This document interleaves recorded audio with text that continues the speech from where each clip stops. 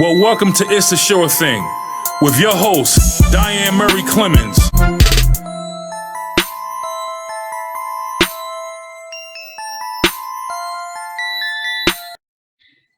All right.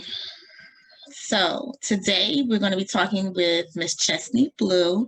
She is one of the co-owners of Blue Counseling and Wellness Center located in Montclair, New Jersey. You're still in Montclair, right, Chesney? Yes, we're still in Montclair, but everything is virtual now. Oh, okay. So that's good. So we were talking and we started a little bit off air and we were talking about your services as well as your sister services and stuff. And you were saying that not necessarily because of the pandemic, but because of other social issues that people were starting to use your resources more and stuff like that. So before we go into that, just give me a little background about your education in being a dietitian and what does that actually mean? Thank you for having me, Diane. Well, my background, I have a bachelor's degree in nutritional sciences with a concentration in community nutrition from Howard University. And to become a registered dietitian, you have to go through 1,200 hours of clinical training under supervision, and that is considered an internship. And then you sit for a board exam. So you have to pass the board exam, get a certain score on the board exam, and that's how you become a registered dietitian. Just having that undergraduate bachelor's degree or even a master's degree in nutrition, you can have and do the internship. I also have a master's in public health. My interests always have lied in the community, in the public sphere. So I wanted to always just have a position and a job and do work with regards to people's health in the community. So that's my background. I received my master's degree from Rutgers University. Came back home and did that. My internship I completed at University of Medicine and Dentistry, which is now part of the Rutgers University school system. So what exactly is a dietitian? Because when I think of dietitian, I'm thinking, do I have to be on a diet? Like it's a weight loss program? Like what exactly do dietitians provide to people? That's interesting you say that. A lot of people think dietitians are just people who work in hospitals and work on the food service realm of being a dietitian, and we get called dietary lady and food lady all the time. But I know it's crazy. I'm always correcting. I'm the dietitian that will always correct though. And it was like, you can call me by my name, Chesney. But yeah, so we are in all aspects of food and nutrition. We are the science, and we study food and nutrition and how it affects our bodies and our overall well-being. So we're in all aspects. We can be, a majority of dietitians are in the clinical practice where they're in nursing homes and hospitals. However, in 2021, everyone's branching out to do a lot of different things. I branch out and I'm doing private practice as well as working in public health nutrition. Dietitians can be sports nutritionist dietitians. A lot of colleges and universities now and professional teams, they utilize dietitians to make sure their athletes are receiving the best quality care in regards to nutrition and just building up their energy levels and their strength levels. Dietitians are in the communications realm. All the foods that are marketed to us in the supermarkets, they probably have a dietitian on that team to explain in layman's terms the science of what that food can do for you and how it can benefit your body. So dietitians are everywhere. We're in corporate wellness. We're in, like I said, nursing homes, hospitals. We're doing private practice now. We're social media influencers now, great communicators. We are in schools. Dietitians you find in schools too. We're everywhere. We're on the Hill. We're in public policy and government. So dietitians are doing a lot of different things, and that degree and background just is a very versatile background. People always want to learn about food and nutrition and how it affects the public. So, it's a very versatile degree. So when you were looking at undergrad schools, and I have to say the real HU for Howard University, when you were looking at going to schools and deciding on what your career path was going to be, how did you land in this particular field? Just to give, viewers that are watching, the young people who are looking to figure out like what they're going to do in life. Well, I thought of becoming a dietitian when I was probably about 9, 11 years old, between 9 and 11 years old. And I always tell this story where I went to the doctor with my grandfather who suffered from diabetes, and he, what they call, a lot of doctors say, oh, he's non-compliant, and his blood sugars are always high. So he went to the doctor a lot to help with controlling his diabetes. And one day I just asked the doctor, that what can he do? What's one thing he can do so that he doesn't have to keep on coming to the doctor's office so much? Because I came to his appointments a lot, and the doctor just stopped what he's doing, looked me straight in the eye, and he told me he needs to go see a dietitian and Mm. learn about good food and nutrition. And that was, and ever since then, I started researching what a dietitian is and what they do. And we didn't have like all these big search engines to find out what the careers are. I had to do like library research. So and and I saw like a black nutritionist dietitian on BET. Her name is Dr. Ravinia Brock, and she was on the it was a Heart and Soul, I think, or Body and Soul. Mm-hmm. Yes, yes. Mm-hmm. And that was the first person I saw as, that looked like me, being giving out nutrition advice. Because I always thought too that dietitians were white women, skinny white women. So yeah. So do you find that in certain communities that we need a dietitian, or we should be seeking out a dietitian to help with our eating habits? Most definitely, because there's so many myths and untruths out there that is just telling us how to eat, what to eat, where to eat, and it's really still affecting it can overall, at the end of it all, it can definitely affect our health. Dietitians, we help with just finding out how we can better serve your needs. We do self goal setting, we work with the client to develop goals for themselves. So dietitians, people really should go and search for a dietitian if they are suffering from chronic illnesses and conditions such as diabetes, hypertension, cardiovascular disease. Most insurances will cover sessions with registered dietitians and Mhm. nutritionists. So if you have the insurance, you can utilize that as well. Even though we don't right now take insurance, but we can do, like, if you have an FSA or HSA, you can utilize that, and the insurance companies will recognize that service and reimburse you for it too.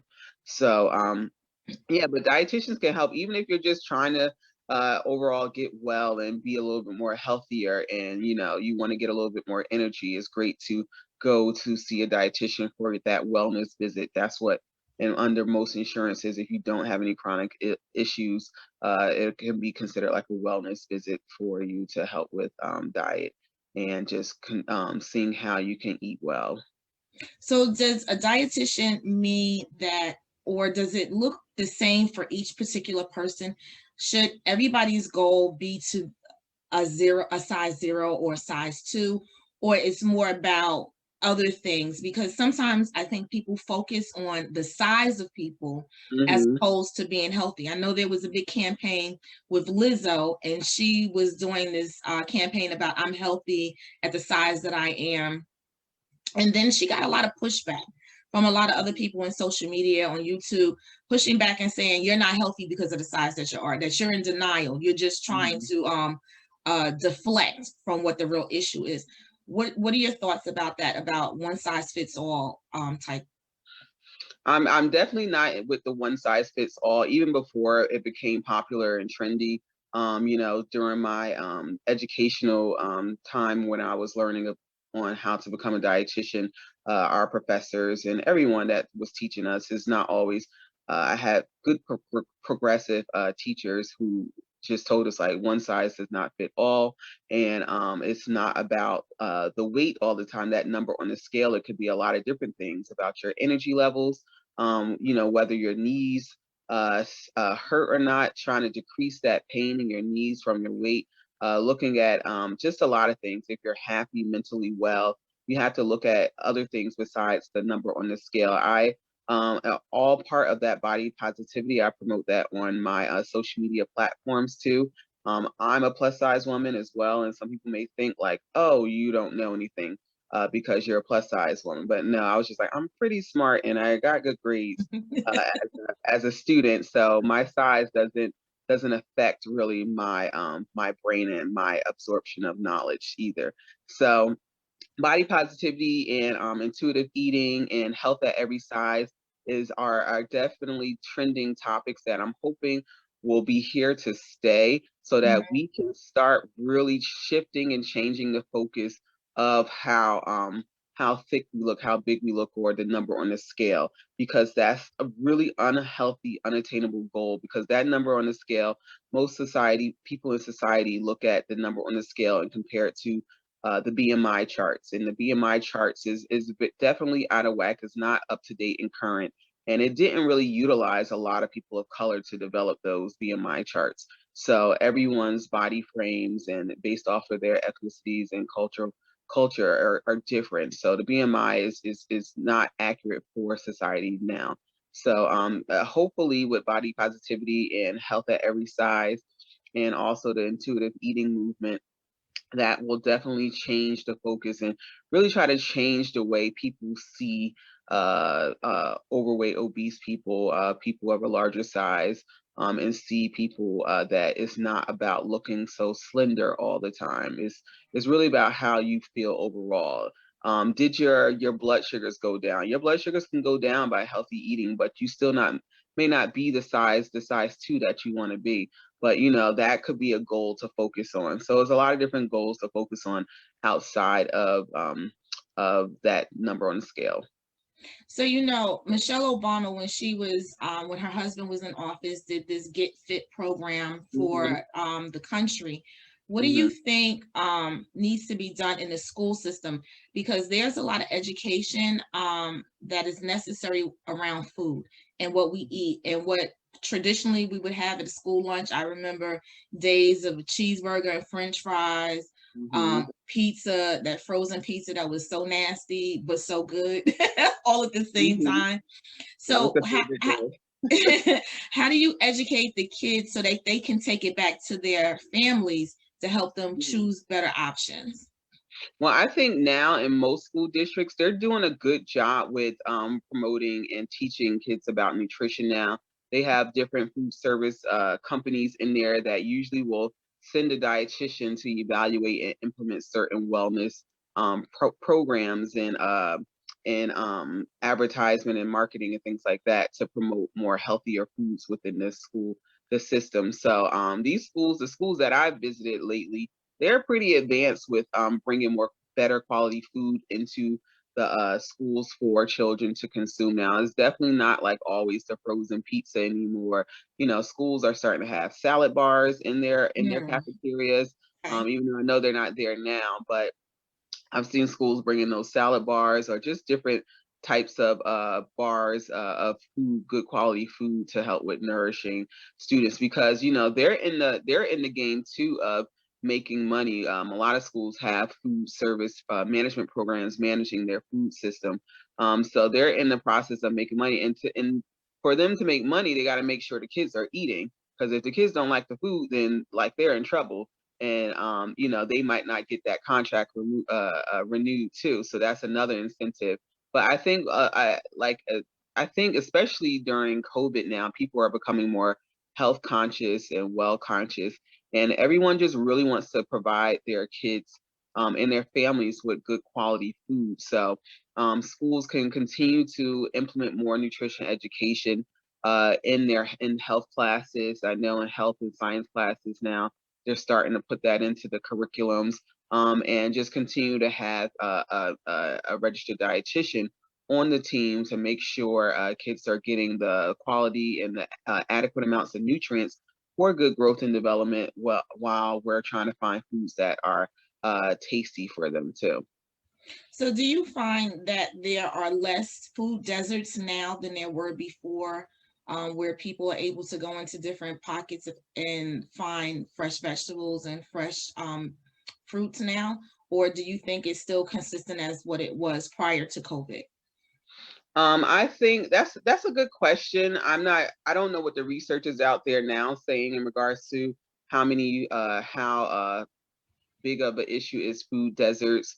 I know that's a big a popular topic and of interest to a lot of communities now, is reducing food deserts. There's a lot of different programs to help with reducing food deserts and giving and providing more fresh fruits and vegetables, such as the SNAP food stamps program. They offer benefits to get more fruits and vegetables, fresh fruits and vegetables, or just fruits and vegetables in general into their daily lives. And they have nutrition education that goes along with it. The WIC program, they have that for moms, infants, and children. They provide farmers market vouchers, as well as they have senior farmers market vouchers too. So they're getting for low income people and residents. So they're getting fresh fruits and vegetables through those vouchers, even though that's during the summer months, to be honest. So it's like, what are you going to do throughout the year? But there's still programs that help those people. So those are with more lower income people. However, it's really that middle income people who may not be eligible for government assistance programs. So that's really the big conundrum now that people are trying to solve, that big middle class. What can we do with them to make sure that we're getting quality food? And I want to kind of change the topic and let people think a little bit more deeper. Don't look at just the term food deserts. You got to look at food swamps. That's a term where in certain communities that they have food in supermarkets there, but the quality isn't there. It's a lot of fast foods in the communities. Fast food restaurants set up a lot in our urban communities. And instead of more healthier restaurants or just better quality restaurants, getting good quality produce into the supermarkets that's in there. They'll offer, like, local supermarkets, I would say in Norca and East Orange, they may offer a certain amount of produce and fresh fruits and vegetables, but are they good quality, or are they all too bruised up and they're about to expire and not be good within the next day? So it's about looking at food swamps, and also that term of food apartheid, which kind of basically combines how food deserts and food swamps affect our communities, and that is like a planned system that causes poor quality food and nutrition in our communities, poor quality foods into our stores. They're building up, like there's about, I see so many supermarkets being developed now. Like I live close to Bloomfield, New Jersey, and they have like 4 supermarkets now. So I honestly don't think it's a big of a desert with regards to not having a supermarket within a mile radius of your home or where you're normally at. But it's about the quality of food and getting access to those foods too. Farmers markets are mostly during the warmer months. We're in that climate of New Jersey where they don't have farmers markets all year round. So that's the issue too. Transportation, and that's when we get into food apartheid, where there's like systems that were created from the past that really keeps us down with regards to improving our health, and that's how health disparities come about too. So we have to like look a little bit more deeper into the why, as to why do we have so many fast food restaurants on our major boulevards in the urban cities, and look into that. That's interesting that you say that, because in my town where I'm at, I'm in Hillside, and on 22, on one particular corner, you have Wendy's, a McDonald's, a Popeyes, a Taco Bell, and a Burger King. But if I go further down the road and come up 78 and go into like Millburn, Short Hills, you don't see any of those restaurants. You may see a family style restaurant up there, but you don't see the fast food stuff. What does government how does government play a part in stuff like that? Like, what should they be doing and be mindful of when these type of restaurants, fast food chains are trying to come into the community?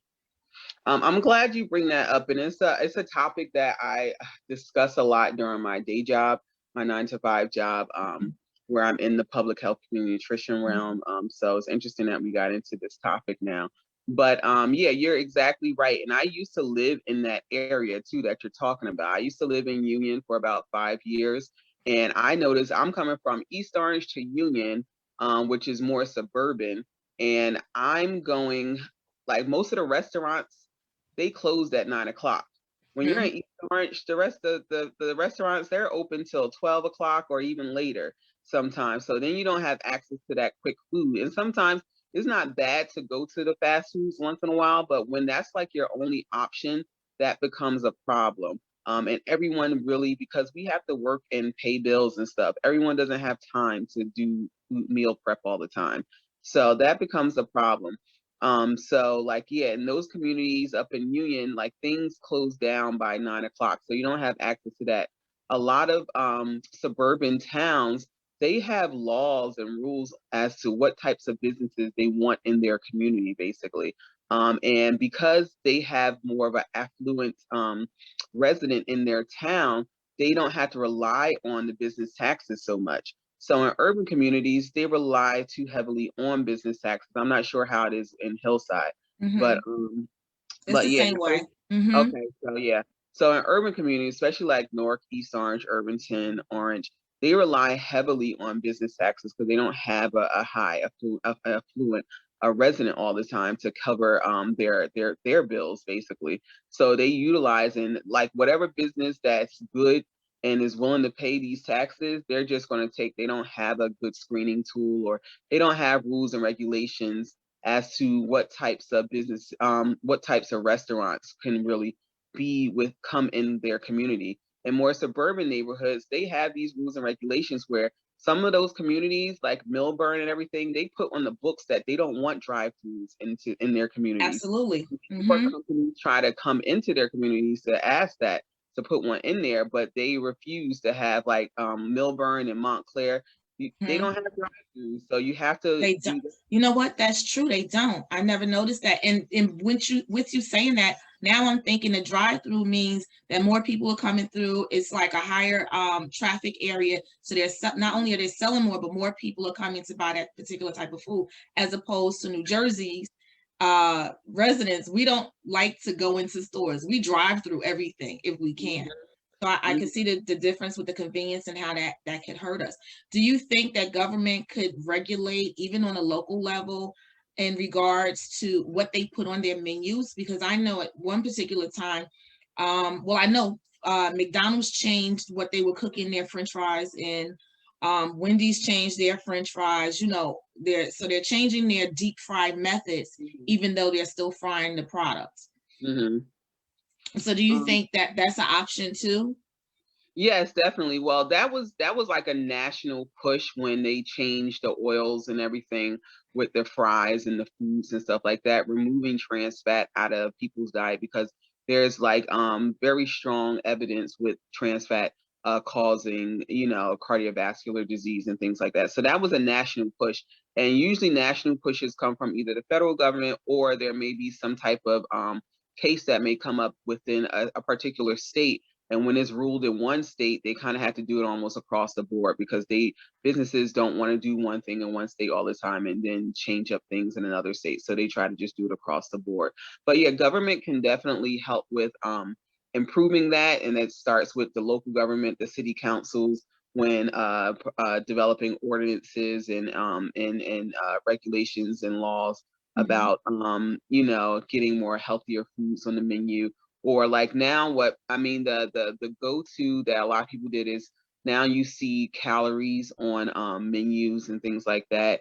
That was a big push that the government implemented, so that you know what you're eating. Even, however, that's mostly the bigger national change.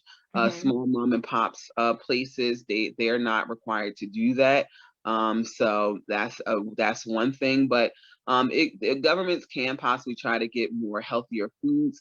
Not maybe necessarily changing or forcing businesses to make sure it's something healthy on the menu.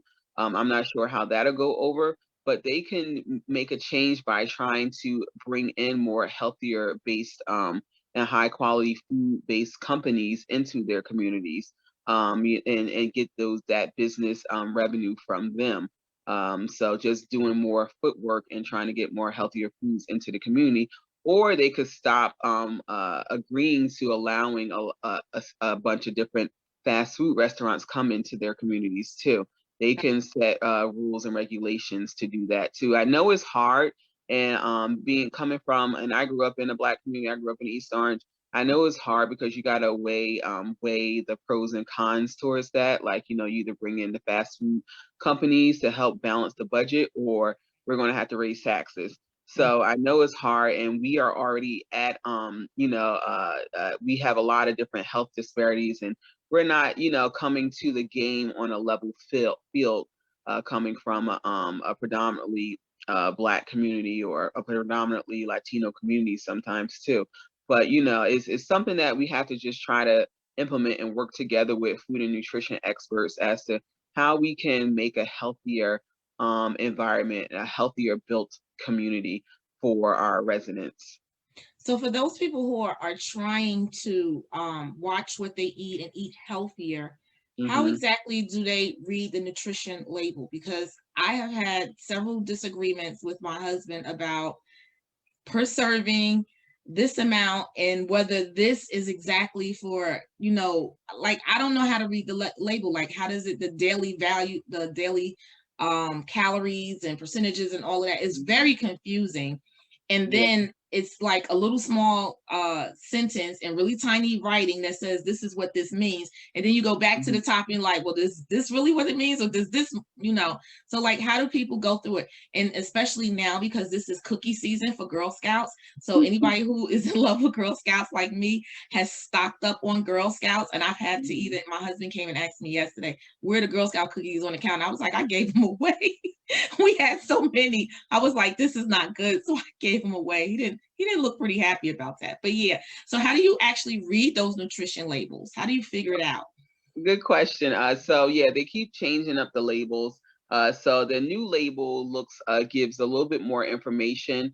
When you're looking at that food label is based off of if you're consuming a 2,000 calorie diet, basically, which is about the average amount of calories most adults would need. So 2,000 calories. So you mentioned daily values. They're in percentages, and that daily value is what the percentage of what that particular nutrient that particular food item has the nutrient of it, and that it will give you that nutrient. So like it may say 20% of your vitamin A needs for the day. That's what that means with the daily value. But you want to start at the top of your label and see, what is, you're looking at the calorie amounts at the top of the label and see what a serving size is of that food item. Now the food label also adds in sometimes a lot of the labels now have like the total calories or in the total amount of serving sizes that is in that one package now, because now we're not like most people, most Americans, we're not just eating what the serving size is on the package, we're eating the whole package. So now the food labels kind of include that what the whole package will give you if you ate the whole package of a certain item. So that's that. So you're looking at total calories, how much serving size. If you want to eat healthy, you look at the total calories to see like how many calories is that serving size, and you try to stick to that serving size that's on the package. If you're watching your what you eat and just trying to, your goal is just to live a healthier life, you want to look at that serving size. And if you're so then you go down the list. It tells you about saturated fats. You want it to be close to zero as possible. It'll give you total carbohydrates. I personally think you only really need to look at total carbohydrates if you're a diabetic and you're counting your carbohydrates, or you need to watch your blood sugar levels. But if you're not, then you don't really have to focus too much on total carbohydrates too much. You want to look at, if you're a non-diabetic, look at like just the fiber content in it.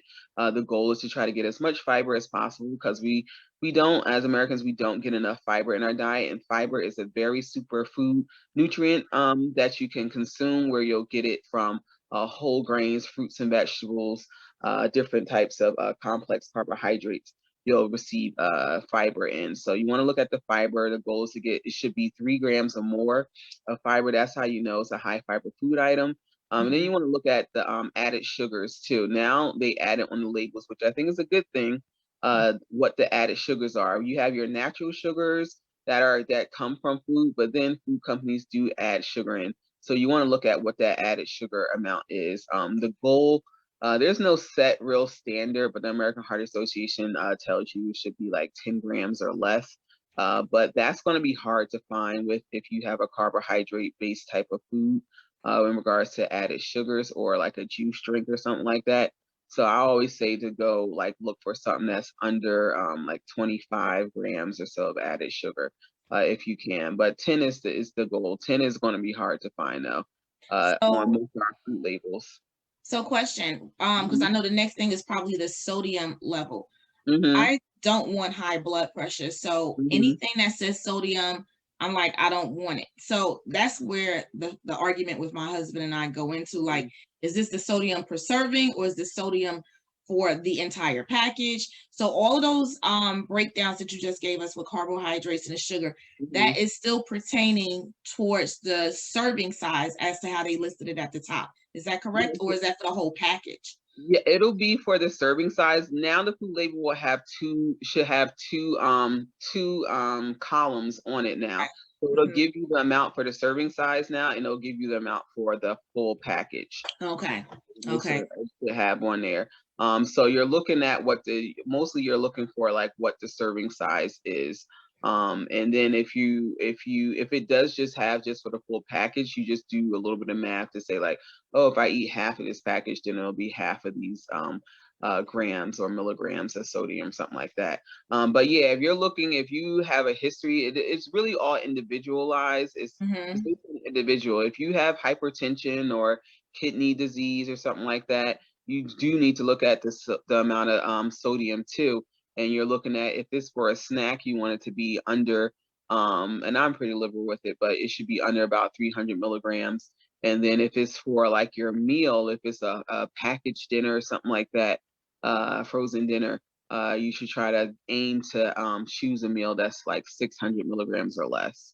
Yeah. But Which your total sodium amount, if you're watching your sodium intake, your salt intake, or if you have hypertension or kidney conditions, should be about no more than 2,400 milligrams a day. and all of this is also, like you said, this is individualized depending on the person's, of course, their history, their body size, weight, all of that stuff, and Yeah. ethnic and their ethnic background as well, correct?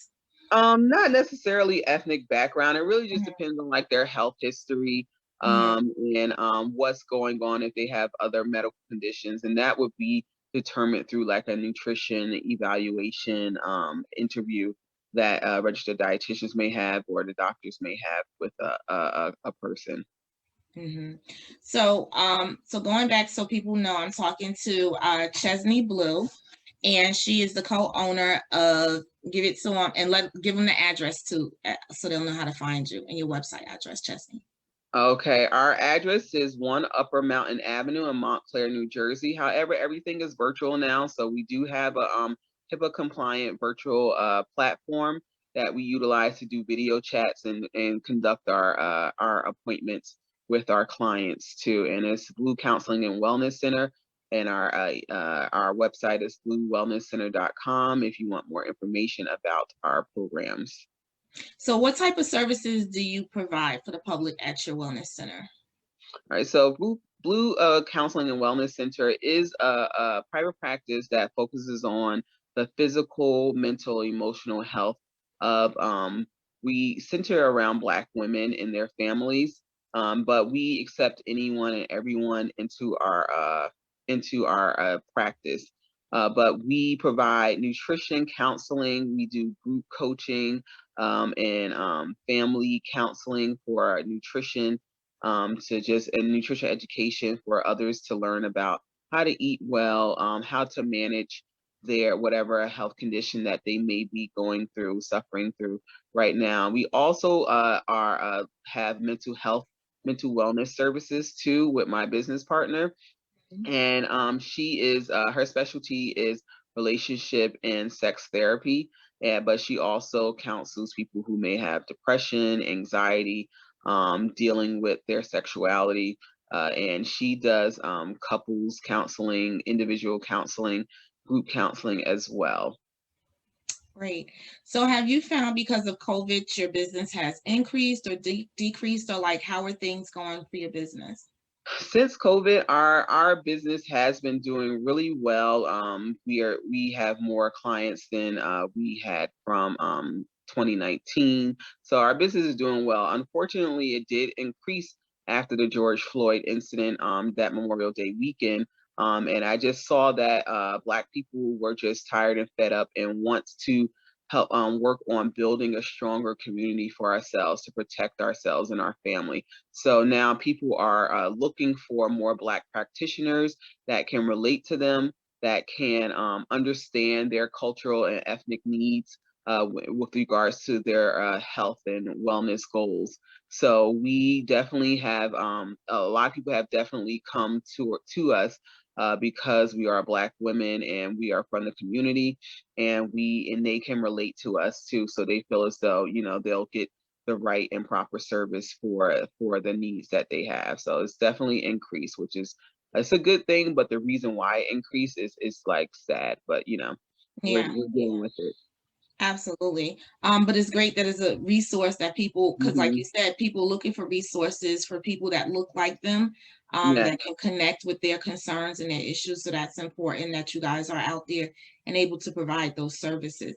Now, you Mhm. guys licensed to work outside of New Jersey, because I know everything is virtual, or you just licensed to help clients inside that are residents of the state of New Jersey? We mostly deal with people in the state of New Jersey. For myself, it's different for myself and it's different for my business partner with her licensing standards. But for me, every state doesn't license dietitians, so I can take those states that may people from different states that may not have strict licensing rules. But overall, we try to get clients who are in New Jersey. However, we can provide coaching services. It can't be medical nutrition therapy or counseling services. We can't do that, but we can provide some coaching services where we do more general wellness based appointments for them if you're in a different state. I know Shanta, my business partner, she doesn't do usually do anyone from another state because her licensing as a mental health therapist is much more stricter than for a registered dietitian. So she doesn't do that, but I think she does offer some coaching as well if you're within maybe like the tri-state area. Okay. So what does an ideal client look like for you, Chesney? Who would need your services? I'm looking for Black women who are just ready to, and Black women and their families who are ready to make a change with their eating habits, and they're coming and willing to learn the right and more healthier way of eating and developing a good relationship with food. A lot of times we have a lot of hangups from our childhood about what food was to them and their body image because of what maybe family members may have said and commented about their bodies. So we have like our minds are messed up now. So you know, I'm dealing with breaking down that stereotype and that barrier to, you know, being plus size, and just helping women and their families develop a good relationship with food, a healthy relationship with food, with finding ways to provide and bring in more quality foods into their daily lifestyle. So that's, you know, that's my demographic. I like working with people from the community. And it doesn't have to just be women too. I will, you know, I counsel people on diabetes management, chronic kidney disease, or if they're on dialysis. I have a background in the clinical nutrition field where I worked a lot in hospitals. So I do have that experience with providing medical nutrition therapy for people with different chronic health conditions such as cardiovascular disease, diabetes, kidney disease, obesity, weight management issues that they may be going through. So, you know, that's my ideal client. It's just getting in front of them and providing, you know, correct nutrition education to have a good thriving life. So when people reach out to you, Chesney, what should they expect? Like, what kind of questions should they expect, or what should they prepare ahead of time? Like, should they have their medical records ready? Like, what do you need to give them the best analysis as to the path that you need to help them?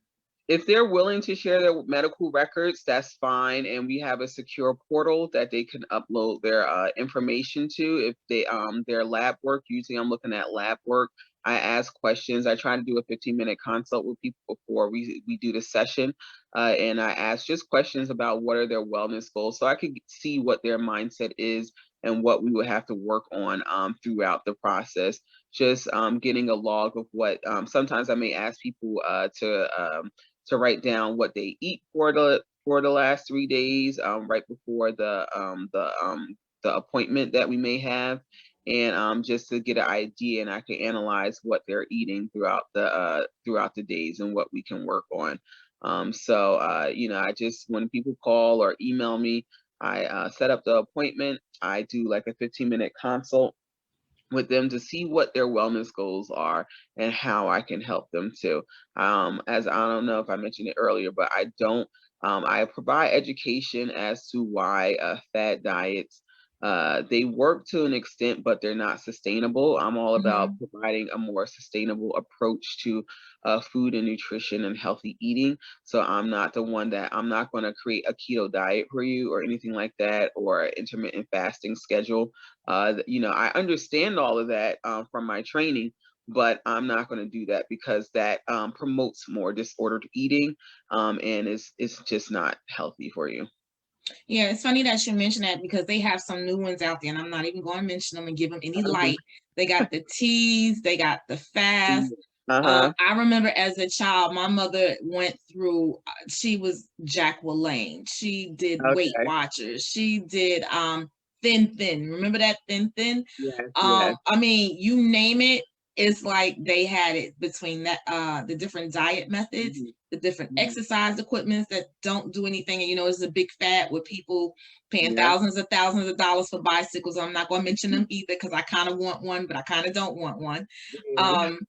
To help people to, I don't know, these quick, fast ways to lose weight. And I think, like you said, when you talked about before with body image and promoting positive body image, we look so much into media, social media, magazines and stuff like that. And we see other people and say, we should be that size, or this is the perfect size that people should be, and anything other than that is not acceptable. What do you find one of the biggest obstacles for people trying to get started, even when you're dealing with them for a weight loss program, that they're not willing to do, or they just can't come to the reality that they need to change their eating habits? Because I just learned from my personal trainer that you can't out exercise what you eat.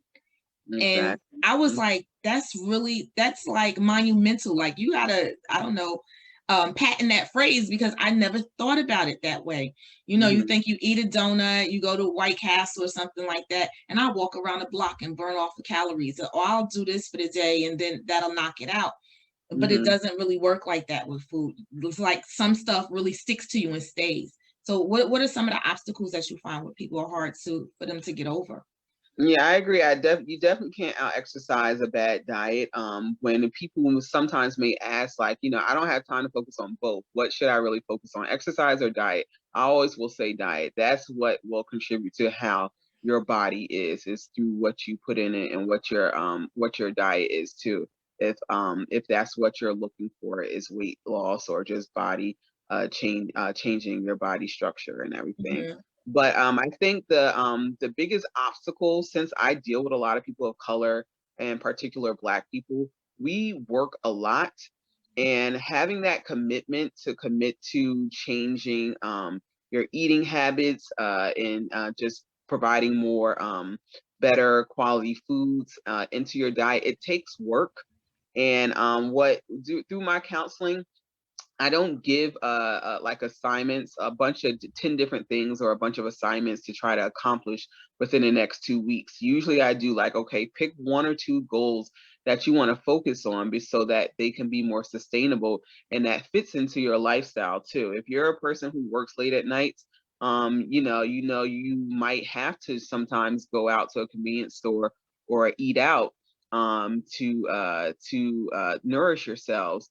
So, you know, I'm teaching them how to pick the healthier choices at these establishments. or how can we incorporate you doing more meal prep during the day so that you can have a ready to go lunch. So it's really that commitment. And you know, that's the obstacle that I'll always run into, but we try to work around it, and I work together with the client. It's not just me telling them what to do. So I ask, like, what can you do? Think about your lifestyle. What can you possibly do to improve your health status? You came to me because you wanted that change, and you want to learn how to eat, you know, better and get more quality nutrition into your body. So what are you willing to do? What are you willing to commit to say that I'm going to do this? So just getting that, and I know the aspect of always trying to work to pay for it, like your health services, or to pay for housing, that will be an obstacle until, you know, things get balanced and the economy, finances get better for people of color. Absolutely. So in the feed, because I'm looking, when you see me looking to the left, I'm looking at my phone, reading in the feed. Okay. Someone wants to get your contact information again. So give them your contact information again, because they might have just popped in. Okay, you could contact me. Our website is www.bluewellnesscenter.com. There's a page that you can contact me if you're interested. Specify if you're interested in nutrition or mental health services. And you can contact me through the website. You can also just email us at bluewellnesscenter@gmail.com. I am on social media. We have a Facebook page, Blue Counseling and Wellness Center. And you can also find me on Instagram. My Instagram handle is Blue Chip Nutrition. It's Blue Chip _ Nutrition. You can find me at, and follow me. And I do respond to DMs and emails. So you know, as soon as possible. And you know, just tell me what your issue is and what you would need help with. Okay, great. So I know you glossed over, I know you're a government employee, so I'm not going to ask where you work at, but I know you got some programs and stuff going on there in a particular city. So you can of course shout out whatever you need to, and what programs you have coming up. Well, the program, well, I work for the city of East Orange too, and I know they're working on getting more vaccinations out to the community. I know they're going to senior centers, and they're doing a vaccination center at St. Matthew's Church in Orange. I'm sure a lot of people may be familiar with that area. So they're doing, trying to get more vaccinations out for the COVID vaccine. But on my, and then we have the East Orange WIC program. If you're in need, if you may have lost your job, or you feel as though you're on the lower income side of things, the Women, Infants, and Children program, they have, we provide services and vouchers and food, supplemental food for you and your family. So you can just look on the City of East Orange website to get the contact information. On the business side, with my private practice, I am promoting and doing, this is my second group that I'm doing. I'm doing nutrition group coaching, and it's in a small group setting. It's all virtual. It's 6 sessions, and we talk about different topics in nutrition so that you could build a healthier relationship with food. We talk about mindful eating, meal planning and prepping. We talk about the benefits of fiber, and fats in your diet. We talk about sleep, your health and sleep, making sure that you get good sleep at night, because that definitely affects your weight and your health too. So we discuss a lot of different topics. The sessions are 60 minutes each week. It's just a 6-week commitment. And you can find more information about that on our website, bluewellnesscenter.com. There's a page on there that you'll get all the information, and a PayPal button that you can purchase the package too. And it's a really good program where, you know, you're getting the information from me, registered dietitian, and you can ask as many questions as you want. It's in a group setting, so you're getting that support and encouragement from others. And you know, someone may ask a question that you may not be confident to ask. So, you know, it's a very calm and secure environment that you can learn more about building a healthy diet base, and just learning how to retrain yourself about how you should view food, how you eat, and how you view your body too. So it's a very good program that I am proud that I created. I created it because I just saw the need. I got a lot of questions all the time, especially on social media, about how can I lose weight? How can I eat better?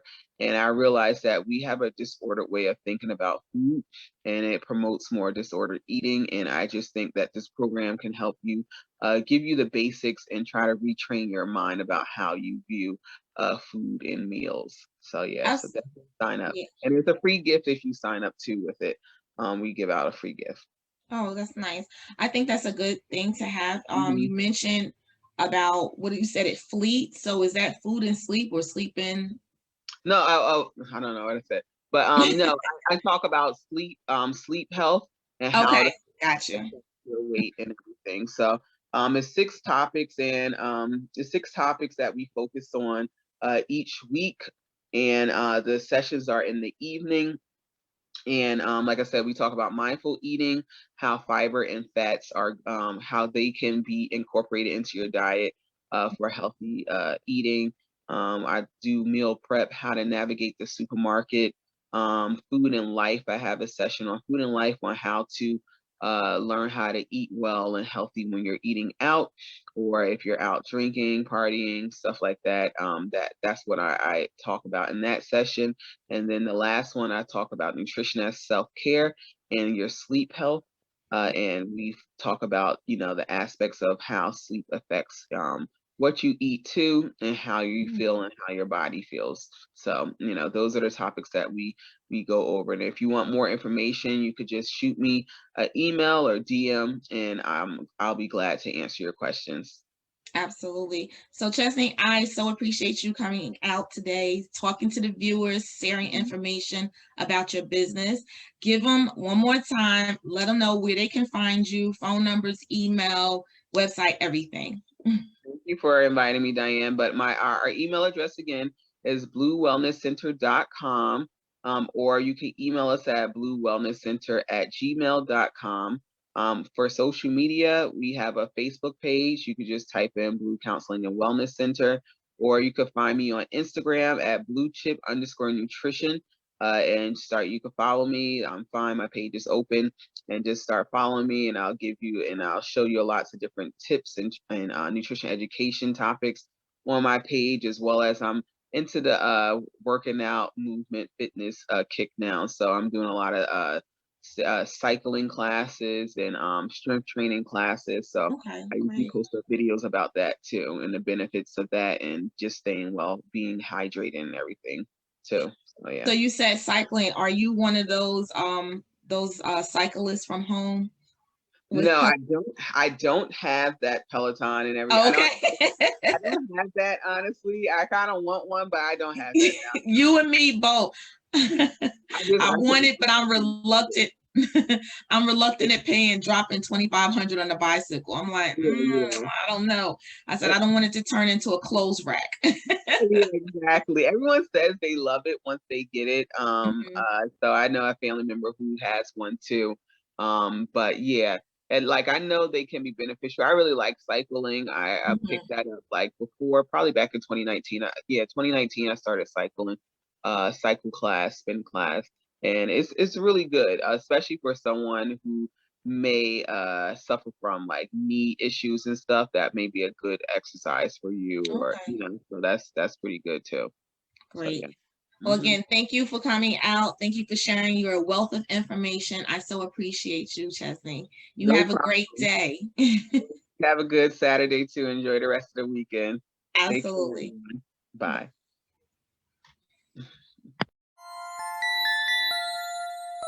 You've been listening to It's a Sure Thing, sponsored by DLM Insurance, with your host, Diane Murray-Clements. Join us again. Subscribe and follow us on YouTube and Instagram.